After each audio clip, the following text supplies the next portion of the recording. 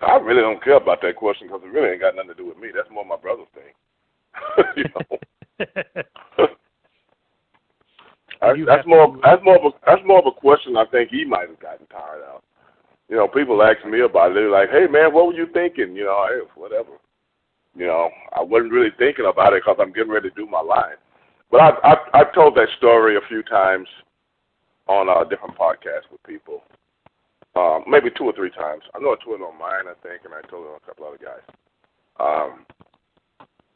That, you know, so it don't really bother me that much. It's actually funny, man, you know.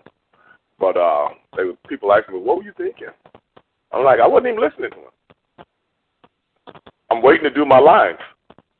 So in essence, I'm not sitting there listening to him like a fan at home is listening to him.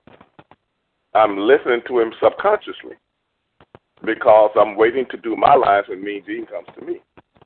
So I'm not sitting there listening to him word for word, and I didn't even realize he had did it for a minute because the clip on YouTube, it kind of goes off before Mean Gene gets to me.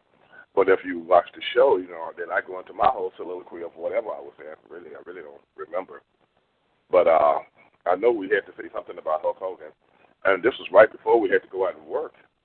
So that's probably why I was got messed up, because I think my brother was thinking about 2 different things at the same time. And, yeah, it was what it was. But, no, that's more my brother's shtick, not mine. It is a very infamous moment, very funny moment, and Sherry's reaction as well was quite funny too. Oh yeah.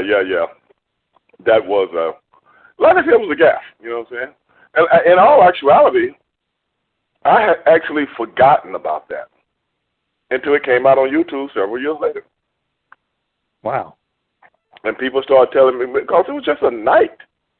I mean, I swear to God, I was just doing a story last night on my podcast, and somebody sent in a question that made me remember it.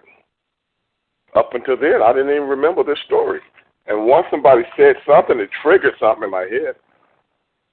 And I told the story. It was, you know, right before we went off the air.